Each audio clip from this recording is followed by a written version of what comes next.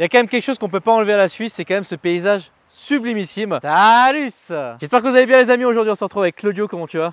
Salut, ça va? Tranquille et toi? Bien, bien, merci. Bon, après avoir détruit à maintes et maintes reprises ton van, je me suis dit, ça serait cool de le présenter quand même un jour, non? Bah ouais, Voilà. C'est l'occasion. C'est l'occasion. Bon bah écoute, voilà, le fameux van qu'on voit depuis quand même un très long moment, que ce soit sur des vlogs, oui c'est toujours été sur des vlogs d'ailleurs. Et ben aujourd'hui on le présente après environ un an et demi, non, mais et environ 10 réparations de ma part. Le voilà. Bon, qu'est-ce que c'est comme van? Parce qu'au final c'est vrai qu'on se pose souvent quand même la question, on me pose souvent la question, du moins aussi. D'accord. Alors VV T6.1. Très important le point 1. Oui, parce que c'est la phase 2 du T6 en version California Beach. Oui. Donc California donc avec le toit relevable pour faire du camping. Et Beach parce qu'il n'a pas la cuisine à l'intérieur. D'accord. La version Océan a la cuisine à l'intérieur et la version Beach n'a pas la cuisine. Ah, tu m'apprends quelque chose, tu vois, Voilà. ça je savais pas. Donc ça c'est une version 7 places, homologué route 7 places. Et puis avec 4 couchages, donc 2 au-dessus. Et puis la banquette se transforme en lit et ça fait deux places supplémentaires pour dormir. Après, bon, bah, il n'est pas d'origine. Oui, forcément. Donc on a fait quelques petites modifs. Donc tout ce qui est plastique, moi j'ai horreur du plastique brut. Tout ce qui est plastique a été peint en noir brillant. Oui. Donc tous les éléments qu'on voit en noir brillant, la calandre, l'insert pare-choc, les pieds des rétros, le petit insigne bouli, l'antenne de toit. Enfin voilà, tous ces éléments-là ont été passés en noir brillant. D'ailleurs, le bully veut dire quoi? Alors bully, c'est le nom, on va dire, sympathique que donnent les gens à ces vannes-là. Donc ça a commencé avec le T1, le tout premier dans les années 50, oui. Jusqu'au T6 maintenant, et puis même maintenant le T7, le tout dernier qui est sorti là, il y a très peu de temps. Et puis c'est un peu le nom affectif qu'on dit, le bully, c'est ça que ça veut dire en fait. D'accord, ok. Après celui-ci, on a monté un kit ABT ou apte, le complet. Donc kit apte homologué. Homologué. En Suisse, hein, parce que c'est très important de préciser cela, mais bon après dans les autres pays on s'en fout. Mais à homologuer, voilà. Entièrement homologué comme il est là. Donc kit complet apte, donc les rajouts de pare-choc, le spoiler avant, les bas de caisse, les petits rajouts de bas de caisse ici. Donc ça c'est en plus. Pare-choc arrière complet avec diffuseur intégré. Et puis le spoiler de haillon apte aussi. Qui donne de l'appui quand on a une remorque. Voilà. Ça c'est pour la partie carrosserie esthétique. On a fait les vitres teintées aussi. Noir foncé pour moi je l'utilise avec ma famille pour faire du camping, donc comme ça on a un peu de privacité. Et puis bien évidemment suspension pneumatique, là il est en mode parking hein, Ah la vache. Voilà. Là je peux pas aller plus loin là. Il est posé par terre. Ça c'est les roues d'hiver hein. Donc c'est pour ça que c'est pas ma marque. Non mais t'es un peu insolent. Parce que les jantes sont méga stylées, mais c'est les jantes hiver. Donc en fait là il est en train de vous dire, en gros c'est jantes dégueulasses quoi. Voilà, ça c'est des jantes hiver. Elles sont en 20 pouces quand même, mais c'est des jantes hiver. Donc en été bien évidemment le bus il a ma marque en 20 pouces aussi. Et abonnez-vous. Voilà, abonnez-vous. C'est beau, c'est beau. J'ai même plus besoin de dire. Quelle aisance, c'est beau. Au niveau de l'intérieur, aussi on a fait un peu de sellerie parce que d'origine je trouve ça un peu, c'est un utilitaire de base donc c'est très très plastique. Et puis on a fait la partie haute, on a le Cantara, là on a l'intégration de la télécommande du Airlift, donc ça c'est du sur-mesure fait chez nous. Les montants, le ciel de toit. On doit encore faire tout l'arrière aussi. En gros, la délimitation, ça s'arrête en gros ici. Puis là, il faut que tu fasses toute la partie arrière. Toute la partie arrière, ça va venir aussi. Donc vraiment que tout soit noir à l'intérieur. Et après, les sièges d'origine étaient… il a l'option d'origine avec ces sièges-là. Donc boîte DSG, moteur 2 litres turbo diesel. Après de base, parce qu'au final c'est le premier van que je présente sur la chaîne. Celui-là donc n'a pas la cuisine comme tu l'as dit. Il y a l'option donc le toit, donc c'est toute la partie ici se relève, c'est ça? Exactement. Et ça fait une tente. C'est une tente de toit, ouais. D'accord, ok. C'est le toit relevable. Et puis ça c'est quand tu prends un California, c'est une option d'usine en fait. Ok. En parlant d'usine, merci, tu m'as fait une transition quand même assez magnifique. Merci pour la petite passe décisive. Faut savoir, et je sais plus si c'est toi ou je sais plus où je l'ai entendu, mais la moitié de la production donc, de ces vannes là, donc T6, T6.1, etc., la moitié de la production mondiale est suisse. Enfin, va pour le marché suisse. Alors c'est vrai qu'en Suisse, c'est un véhicule qui est très répandu parce que les gens apprécient. L'avantage de ce van, c'est qu'il est compact, c'est qu'on peut rentrer dans les parkings souterrains, il fait moins de 2 mètres. Bon, après, ça dépend lesquels. Ça dépend, pas à Paris en tout cas. Sur les Champs-Élysées, c'est plus compliqué, mais en tout cas, voilà, en Suisse, les parkings souterrains font 2 mètres. Oui. Donc celui-là fait moins de 2 mètres, vous pouvez rentrer partout. L'avantage aussi, c'est qu'il y a certaines villes qui interdisent les camping-cars, donc les centres-villes. Donc avec celui-là, vous pouvez aller dans les centres-villes. Donc c'est vrai qu'il est apprécié pour ça, pour ce côté compact, mais où on peut quand même dormir et passer. Moi, l'été passé, j'ai passé 2 semaines de vacances dedans avec ma femme et mes 2 enfants. Et ça s'est très bien passé, on a survécu. Donc, moi, j'ai pas survécu de nuit dedans. Mais... enfin, voilà, c'est le côté très pratique, mais c'est vrai qu'en Suisse, il y en a énormément. Ah mais vraiment, il y a énormément, enfin moi j'en vois vraiment beaucoup, les gens les utilisent ça en daily, mais sans forcément, enfin tout seul quoi. Moi j'ai vu beaucoup de gens être tout seul dedans. Et... Bien sûr, ouais. Mais pourquoi c'est autant apprécié que ça comme véhicule? Je sais pas, c'est peut-être aussi le côté... on a tous cette image du T1 très rond, très sympathique. Je ne sais pas si c'est ça aussi qui plaît aux gens. Maintenant, il est plus si rond que ça, mais il y a toujours cet esprit bully un peu, peace and love, avec les fleurs et tout ça. Peut-être il y a encore ce côté-là. Ouais. Puis c'est de beau diesel, mon gars. Parce que là, du coup, tu as le plus gros moteur et c'est un 2 litres diesel. 2 litres diesel. Qui fait combien? 190 chevaux, 190 chevaux. Pour combien de couples? Comme 400 ou 350? Ah, peut-être 300. Ah ouais, je sais plus, quelque chose comme ça. C'était pas, je trouvais pas le truc fou et couplé de malade. Non, et pourtant, toi, tu l'utilises. Donc, toi, tu as acheté ça pour. Transporteur. Ah, d'accord. Ça, c'est la version utilitaire. Donc, on a les 3 places devant. Derrière, il y a la paroi. Et puis, derrière, on peut charger. Moi, j'avais ça avant. Après, je l'ai vendu. C'était aussi un 6.1 qu'on avait mis sur R aussi. Voilà. Évidemment. C'est obligatoire. Et voilà, celui-là, on l'a vendu. Et puis après, en réfléchissant, j'ai dit, je prends celui-là. Puis je peux l'utiliser aussi bien pour le travail, pour tracter la remorque, que pour le week-end. Quand j'ai envie de partir en week-end avec la famille, on profite aussi d'un peu de ça. Et comment tu trouves le moteur justement? Tu trouves pas qu'il devrait mettre, voilà, je pense qu'à l'époque il y avait des V6 là-dessus. Oui, il y avait le 2,5 litres. Ouais. À mon avis, ils auraient mieux fait de garder. Maintenant, un V6 aurait été l'idéal là-dedans. Avec quelque chose comme 240 chevaux, un V6 où on puisse tracter un peu plus, c'est vrai que ça aurait été intéressant. Parce que mine de rien, et puis bon, de toute façon là c'est pas un essai, on va pas vous faire un essai sur la route parce qu'il n'y a rien de fou. Mais ce qui est bien, c'est que j'ai quand même pu le conduire, je sais pas, au moins 2-3 000 km le van au final. Ouais, même plus, je pense. Des plus, tu penses? T'es allé à Toulouse, t'es revenu, Paris. Donc ouais, c'est vrai que 5000, tu as dû faire avec celui-là. Je sais pas, mais puis mais aux alentours, etc. C'est vrai qu'à force, j'ai eu le temps de beaucoup l'utiliser. C'est vrai que je peux donner un avis quand même assez complet dessus. Claudio aussi, justement. On va pouvoir, quand on va passer sur la partie un peu roulage, je vais parler un peu de nos expériences là-dessus. Est-ce qu'il y a une dernière chose un peu à dire sur l'extérieur ou sur le reste? Non, l'extérieur. Après, c'est un bus camping, donc tu as la prise ici quand tu vas au camping. Ouais. Donc celui-ci, il est équipé de la batterie cellule. Ça veut dire que tu utilises le courant de la batterie et puis il y a un coupleur séparateur, donc tu n'utilises pas le courant de la batterie moteur. D'accord. Ce qui te permet de tout le temps repartir. Ici, tu te branches sur le 230, tu as 2 prises 230 à l'intérieur. Celui-ci, il est équipé du Webasto aussi, donc le chauffage stationnaire. Tu n'as pas réussi à faire fonctionner. C'est vrai. Non, c'est vrai, j'avais réussi à le faire fonctionner ce truc. Par contre, j'ai réussi à péter le câble qui le fait fonctionner. Voilà, donc du coup, j'ai réussi à moitié à le faire fonctionner parce que ça chauffait, mais pas du tout au bon endroit. Je chauffais la route. Voilà. Celui-ci, il est toute option. Il a porte électrique, etc. Est-ce qu'on peut commencer à voir le coffre un peu? Je savais même pas que c'était une config 7 places. Du coup, tu n'as jamais mis la banquette arrière du coup? Ah si, il y a la banquette en permanence. Donc là c'est la banquette 3 places et après, il y a 2 sièges individuels. D'accord. Et c'est ce qui nous fait les 7 places. Par contre, tu recules la banquette et puis tu mets les 2 sièges à l'avant, mais tu n'as plus de coffre. Et puis, tu ne peux pas partir en camping avec les 7 places. Ok, d'accord. Parce que tu ne peux pas faire le couchage en fait. Et après, il y a plein de petites astuces sympas. Par exemple, ici, on a les chaises de camping qui sont intégrées dans la haillon. Donc ça c'est pas mal, c'est un gain de place. Toutes les fenêtres sont équipées de store thermique et occultant. Je l'ai jamais vu ce truc. Donc toutes les fenêtres, sans exception, ici aussi. Ok, donc là aussi, ok. Donc toutes les fenêtres. Après ici, porte électrique. Et puis voilà, après rien de...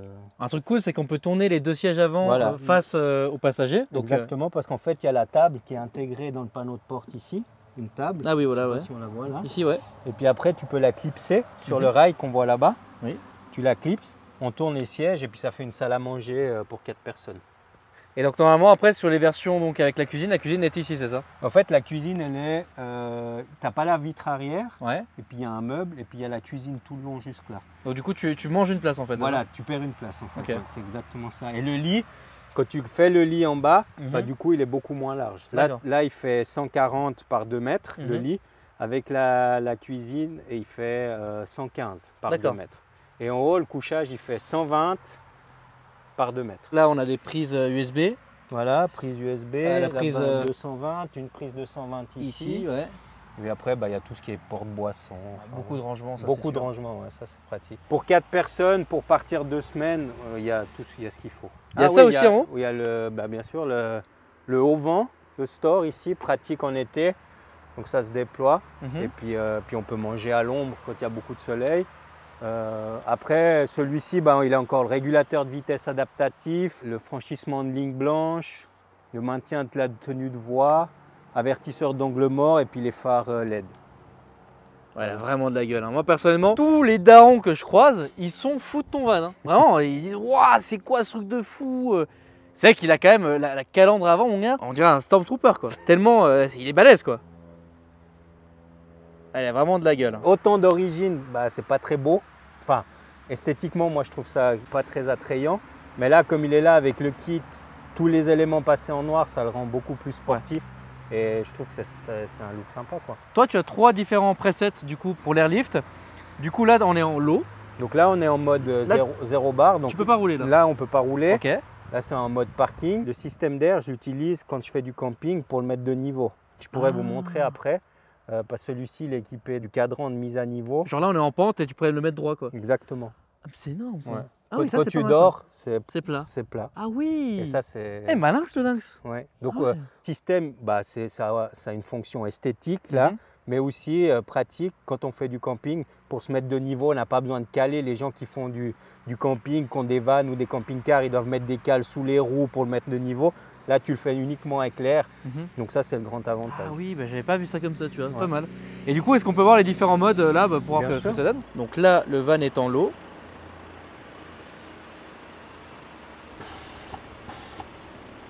Donc ça, c'est la position ride, c'est ça? Ça, c'est la position roulage. Ok. Ça, c'est la position haute. Ouais. Donc, on est équivalent à une hauteur d'origine. Après, le mode sur lequel je roule sur l'autoroute. D'accord. Voilà. Donc, le mode bas. Voilà, ça, c'est les 3 pré-réglages. Et après, manuellement, on peut le régler. Et puis corriger la hauteur, le mettre de niveau. Grâce à une petite télécommande quoi. Exactement, la petite télécommande qui est là. Ici, vous avez toutes les informations de pression dans chaque boudin. Donc, avant gauche, avant droite, arrière gauche, arrière droite. Et puis ici, tout ce qui est commande. Ok. Et après, on peut se mettre là-bas et je peux te montrer.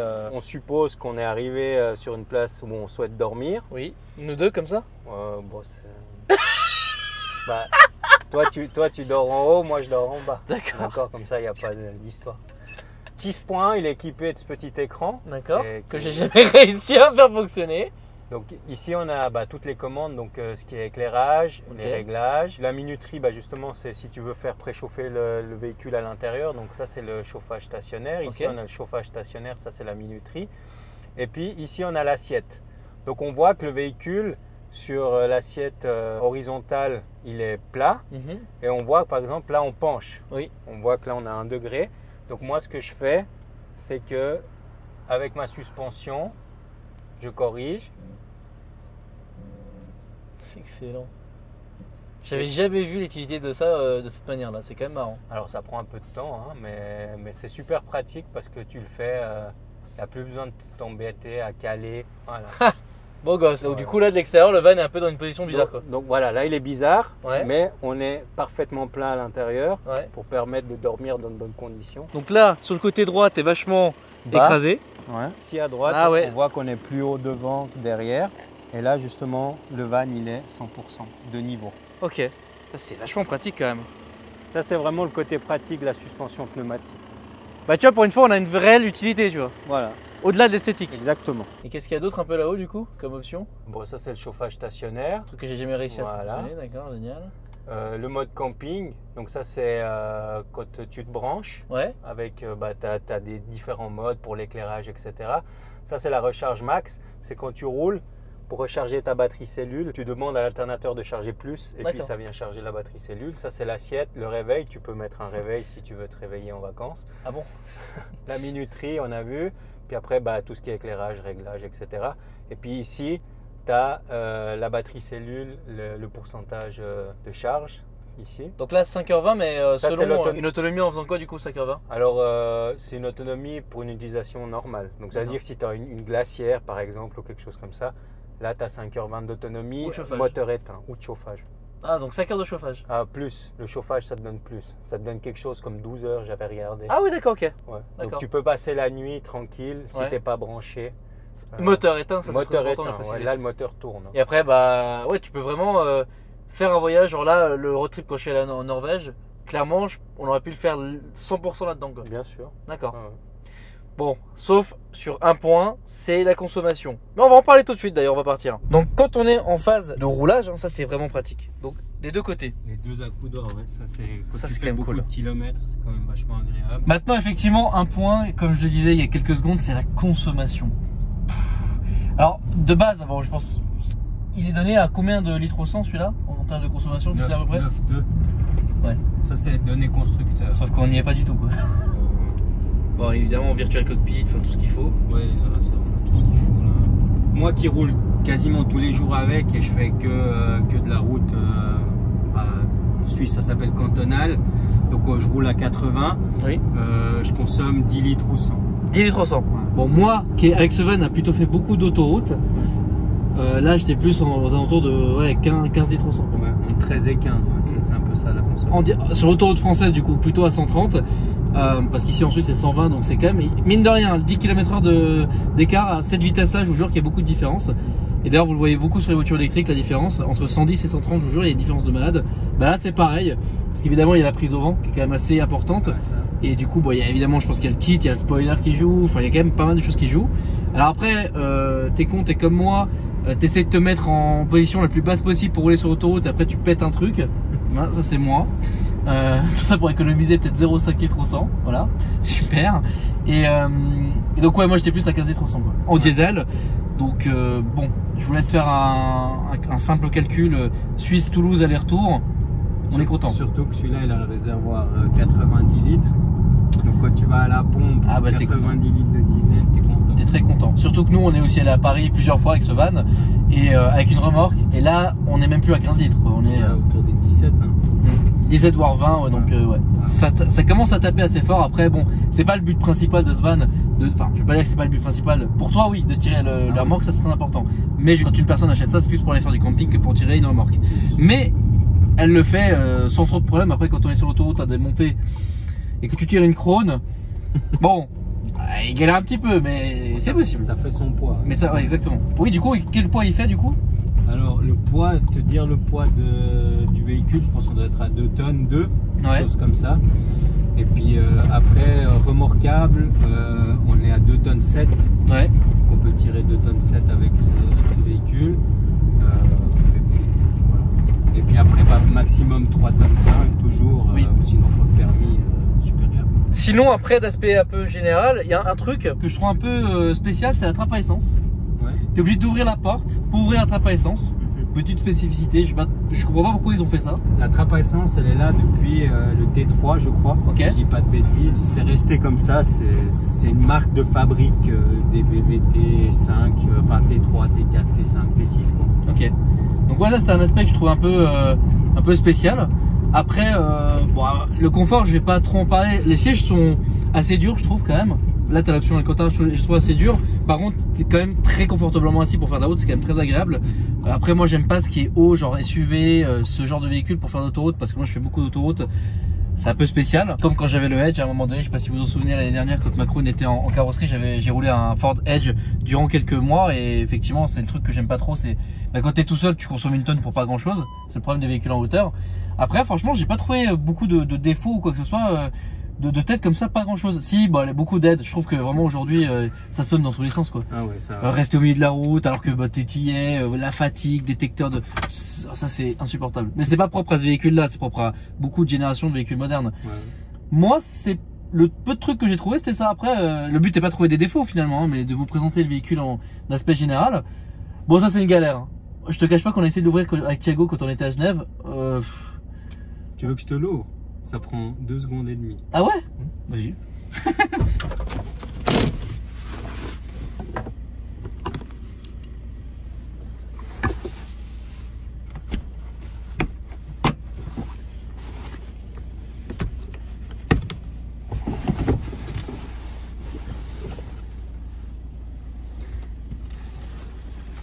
Tu te fous de ma gueule. Voilà. Et là, j'aurais pu dormir tranquillement là. Bah là, t'as le lit en haut. Ouais. Et puis bah si tu n'utilises pas le lit, bah ça te fait. Oh la vache. Bon, faut pas rouler comme ça, bien évidemment. Ah, bah ah ouais. Et du coup, quand il y a le lit, qu'est-ce que ça donne en termes de place? C'est super facile. Hein. Voilà. Et puis là, t'as les lumières. Ah oui, il y a des lumières intégrées. C'est génial. Mais attends, mais excellent. Donc tu vas me dire que moi, j'ai dormi sur le sol comme ça là. Alors que t'avais le lit là. Ah ouais, mais t'as l'air trop bien là en plus. Oh mais trop stylé. Le matin, quand tu te réveilles à la plage, et puis t'as la vue. Bon là, il n'y a pas la vue sur la mer, mais quand tu dors en haut et puis tu te réveilles et t'as la vue sur la mer, c'est génial. Ah ouais. Ah ouais, puis ça dure vraiment 2 secondes quoi. C'est vraiment hyper facile. Et donc là, si tu mets le Webasto, donc parce que c'est ça, hein, ouais, et ça. Là c'est chauffé en haut, t'es tranquille quoi. C'est chauffé en bas et en haut. Et t'es vraiment bien quand t'es en haut? Ah ouais, ouais. Moi je. Oui, mais t'étais dans un pays chaud aussi. Ah oui, ouais, bah j'ai jamais.